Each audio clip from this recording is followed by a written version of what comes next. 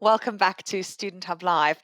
We're now going to talk about personal development planning and peer-to-peer coaching. And to discuss this, I'm joined by Helen Hendry and Alison Fox. Helen is a lecturer in the Masters in Education programs, and she's been developing professional development planning materials with peer coaches to support our master's students.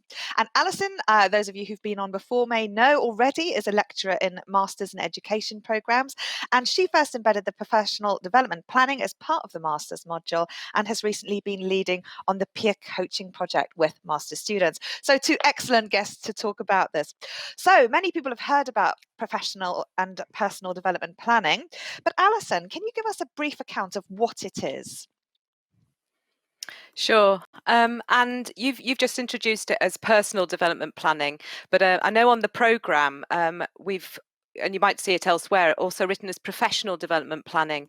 And this really isn't a confusion. It's the fact that our master's programmes in particular, although I know our undergraduate programmes are very applied as well, are really applied courses that we really want to help students get the value of whilst they're studying.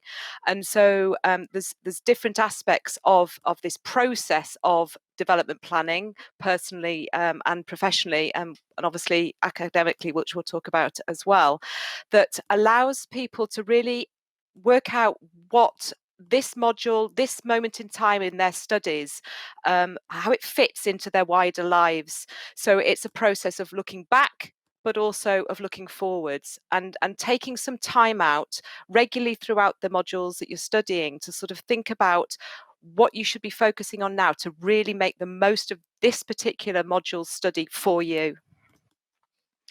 Now, one of the ways in which we thought it might be good to deliver this is with anecdotes from students. So to find out more about how this has meant something to individuals who've already been through these programs. So we've recorded some audio here. And the first one we're going to show is Susan, who's a current student on the Masters in Education, Leadership and Management.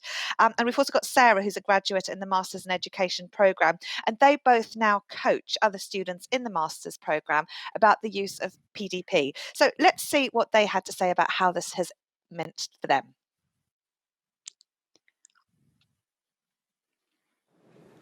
My name is Susan O'Hagan. I'm busy studying for the Education and Leadership Masters. I'm at stage 2 and I'm currently taking a break. I found the PDP materials really useful in reflecting on my strengths and also the things that I wanted to develop more.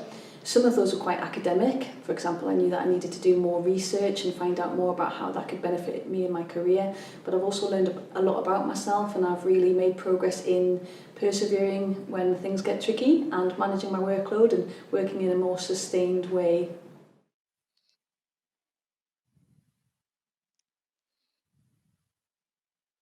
Hello, I'm Sarah. I'm on the Masters Education, Leadership and Management course on the 3rd year now.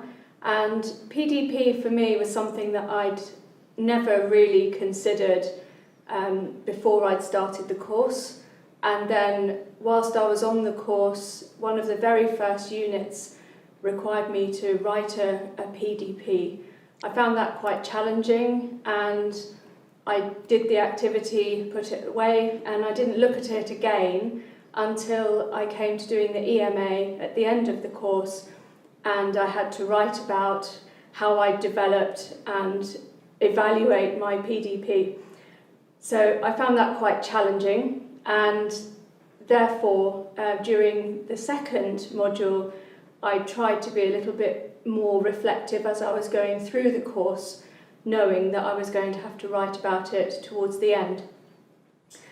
With hindsight, I can really appreciate now the importance of PDP, not just as something that you have to write for the benefit of your EMA, but more as an ongoing process to help you really consider your career path and how you might need to develop, about setting yourself some goals and being a little bit more proactive about the outcomes.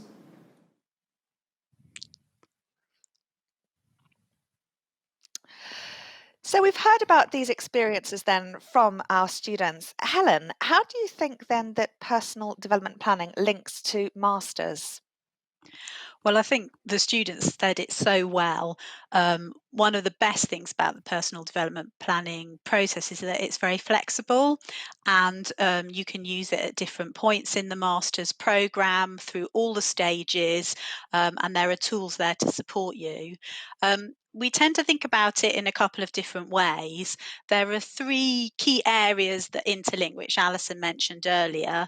There's a personal aspect. Oh, there we are. There's the picture. There's a personal aspect, an academic element. And again, Sarah and Susan were really talking about that a minute ago. And then there's career and employability, or that professional strand that we sometimes talk about. And all of those work together, and they are important for students at different times, depending on the modules they're studying or depending on particular things that they're coming across. So that's one way of looking at it that we weave through the master's modules.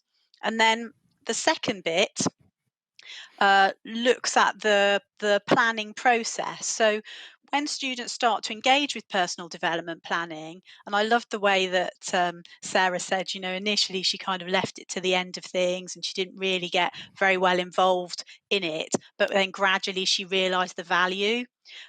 So you move through this cycle of identifying your own personal goals, planning what you want to do about them, putting that into action, and then recording what's gone on and sitting back and reviewing that and thinking, well, what do I want to do next? And I'm sure this cycle is really familiar to a lot of our students in their education work, but that's how the process tends to work at different points during the modules. I really like those. As someone who's very visual, I like having some sort of framework or process. And what I particularly love about the Venn diagram is that while you were mentioning the three specific areas, there is, of course, some overlap there, whereas the other diagram had some quite distinct flow, I guess, of information. So, I mean, how might students start looking at this and taking some of those frameworks or structures to do a PDP for themselves? I mean, imagine like you're a new student and you're new to the module. How might they go about doing this? The first thing that we offer them and they're asked to do is to have a look at what we call a skills audit. And all of these things are available on the Master's Subject website, but they're also directed out to them through the different modules. And the skills audit is just a very simple series of questions to reflect upon. But then there's a document which I really like. I hope other people do too, which is the things to consider document, because that gives you extra prompts and key questions to make you just think a little bit more deeply about those areas and things that you could put into action to work on your specific goals. So there are two tools that are available to get started. When I first started my master's qualification online with the Open University a long time ago, one of the areas that I probably should have been working on a lot more was my personal development in terms of the planning process that I needed to think about, fitting my workload around being a mum, being a full-time teacher.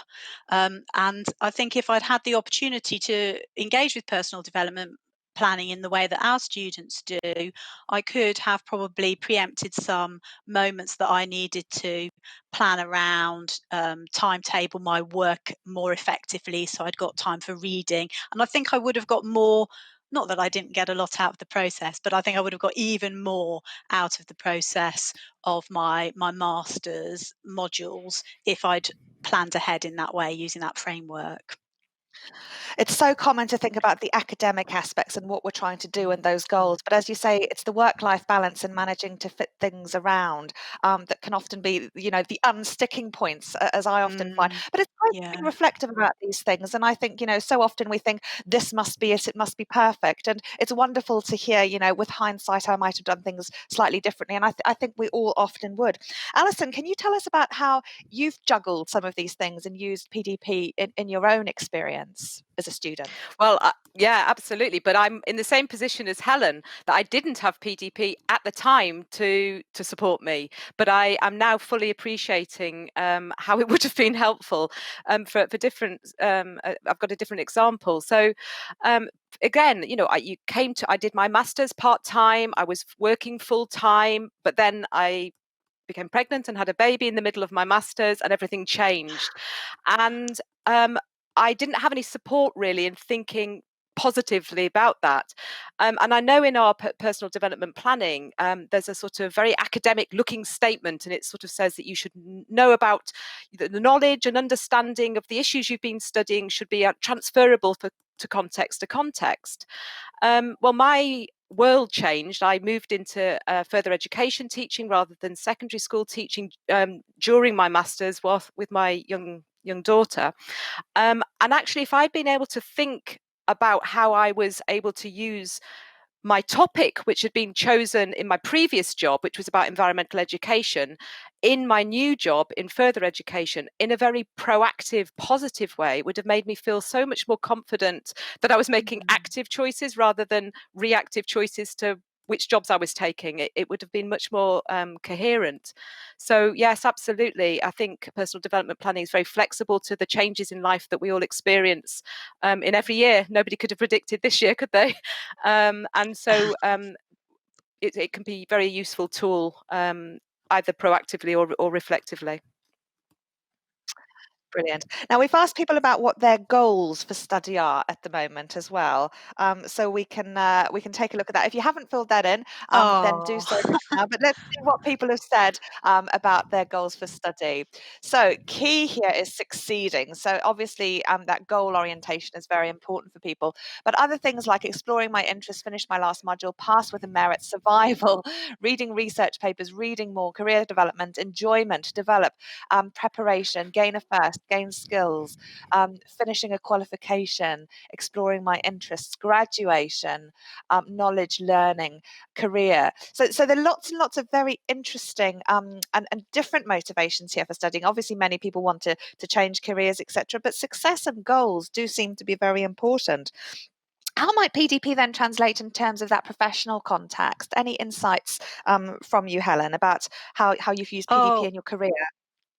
Yes, definitely. And I think it's really easy to sort of dismiss PDP, but I think those things that people are putting on as their goals into that word cloud are things that can be facilitated by engaging with it. I really do believe that from the feedback we've had from the students we've been working with. For me, the professional element that I wanted to make work, and I think PDP would have helped with, was translating everything I was learning on my master's back into my practice and really making a difference in the classroom, in the school environment where I was. And I also wanted to have the confidence to share what I was learning with the other people, with my colleagues in school. And it became so important to me that that was actually the catalyst for me completing my master's, leaving the classroom and moving into higher education as a university lecturer. But I think anybody who's involved in that process of personal development planning could easily target some specific ways that they could work with their colleagues to share that master's knowledge, and that would be a really good thing to do. Now, Alison, we break academic skills into two different types. There's the academic content and then often the research skills. So these are key aspects of any sort of master's qualification. How might PDP help you reframe some of the decisions you were making around those two quite distinct skills? Mm. So the academic, we often think about when you start modules is thinking about content. What am I going to know and understand differently than before I started a module? But as you go through the masters, we actually sort of cover the tools of knowing more, understanding more, how to actually go and collect more information, whether that's literature or whether that's raw, new, original data. And those skills themselves can actually be the things that you take away from the masters. So I'm just thinking of the topics I studied in my original masters are things that the content of which I haven't taken forward. But as Helen was just saying, it was the research skills and the sort of appetite for always wanting to know more that I needed to have a wide range of approaches. I needed a sort of education in how to research that I could continue it way beyond the masters. And like Helen, we've ended up in higher education where we're actually researching and supporting the research of others. And that's something any master's graduate can do, that because you've had an education in that research, the sort of smorgasbord of the whole range of sort of approaches to research that you can cover, that you will have learnt about and tried some of them out and tested them out, you can then be a champion for research after your master's, and guide all the other researchers that are out there that might be initial teachers, initial social workers, people in the setting that have been set research tasks. You are there with having had this sort of master's education about the full range of thinking that needs to go into a research process, and you can be supportive to them. And actually, that's what I found is where I ended up, but it wasn't a conscious thing at all. If I'd had personal development planning, I might have realized that my passions about the research process, and particularly research ethics, which is in the audit for the PDP, are actually the bit that it became my interest, and it's where it's taken me in my academic life. And we really hope that people find their interest and follow it, whether it's the research side, the academic side, and certainly applying it to some sort of practice, professional context with peers and colleagues would be brilliant. Now, we often think of PDP as a very long-term thing in terms of the future, but can it help you, Helen, prioritise things in the here and now, particularly, I mean, in terms of study and tasks that may be more or less important? Yeah, I think that's one of the good things about it, is it does encourage you to, you can't have a target for every single thing that you want to work on. So reflecting on things like the feedback you've had from your assignments, the conversations you've had with peers on the forums and your tutors can help you to really select, well, what's most important for me here and now. And I think that's crucial to making a difference, and making good choices that are going to work for you. And Alison, finally, can you talk about some of the SMART targets? We use various tools and things, but SMART objectives are something that most students would be fairly familiar with. How are they used in a PDP context? Well, it's exactly building on what Helen's just said, that having identified what you want to work on, then this is a tool, a framework, as you say, that's used in many, many walks of life, to actually turn that into something that you can actually act on. So you have to know why you're going to act on it, who it's going to involve, what it's going to involve, when it's going to need to be done, where it's going to take place, and which activities, so that it's, and I'm having to refer to the correct terms: specific, measurable, attainable, realistic, timely, so that you will actually be able to carry out. So it's not a vague goal that you vaguely imagine that you might want to do something about, that you're actually going to commit to something that's going to be feasible, in the same way that all of your studies need to be broken down into these sort of manageable chunks.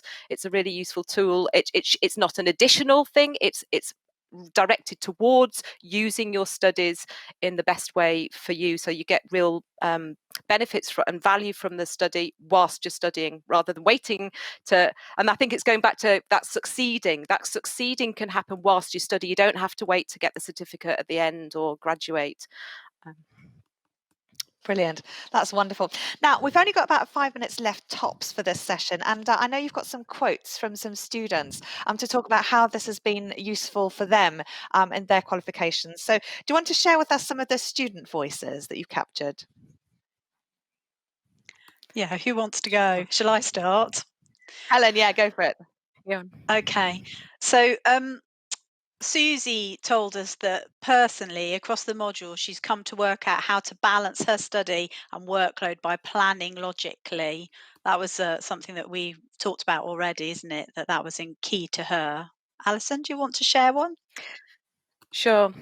So I've got a quote from Sarah, and she was focusing on writing. So she said, "I hadn't studied for 30 years and I just didn't know whether I could write academically. I know I've had to work really hard on this and I'm very slow, but I write every day." And that's been a really good strategy to see how that's helping her. And she's saying how it's helping her with her work and even with her emails as well. Lovely. Helen, did you want to add another one? Um, I'm just thinking what would be a good one. I mean, something, I don't know if we're going to have time to go on to talk about it, Karen, but obviously we've got the PDP coaches that we mentioned right at the beginning who are key to supporting our students along this journey. And one of my students talked about the PDP coaches and working with them. And they said, it's really made me think about my PDP audit. I'd filled this in previously, but not with the details suggested, including quotes and links to my professional practice. I'll now update it with a better knowledge and understanding. And I think it's useful for all of the students who are involved in personal development planning to think about what they can get out of the support that's available from those student coaches. Now, I would like to talk about that because that's one of the key things. So I think we'll skip those other few quotes that we had prepared, and let's Okay, take a lovely. look and see what happens with some of these coaches. So let's show this short video. The coaches and mentors are all students or alumni of the university. Most of us are following the F70 Masters programme, and some others are on undergraduate education courses. Our aim is to provide peer support for students with their personal development planning, to encourage them to engage more readily and more fully with the PDP resources available to them, and to help them see the value of PDP, not only as a part of their course, which will be assessed, but also as a tool to help them plan and set goals beyond their studies.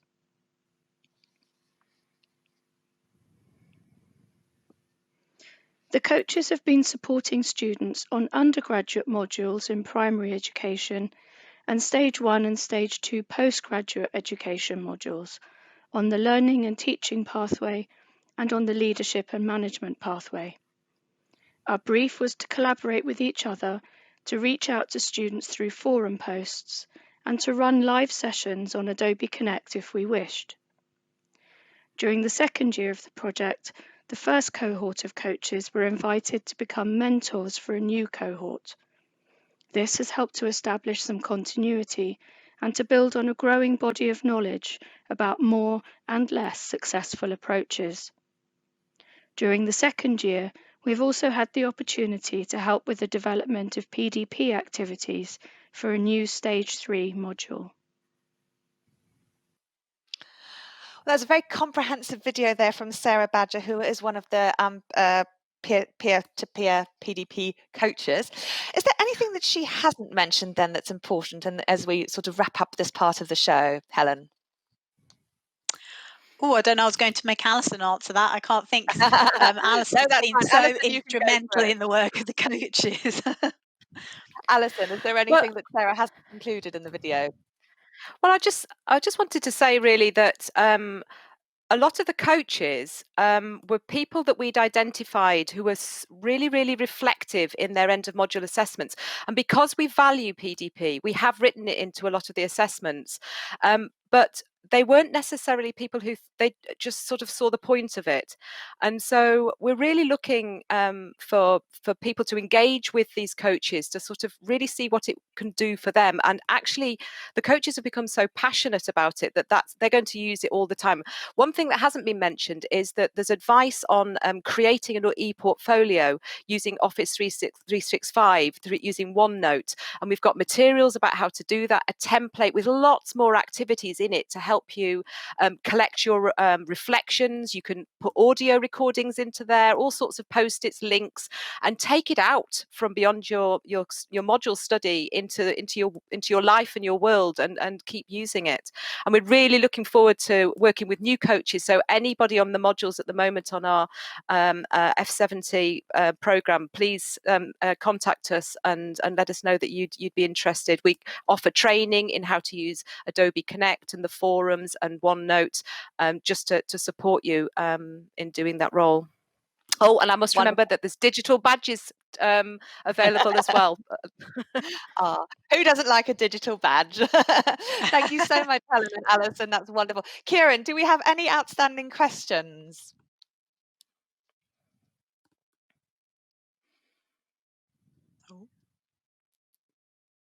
Oh, I'm not sure if Kieran's on mute. Oh, Kieran, you've muted yourself. No.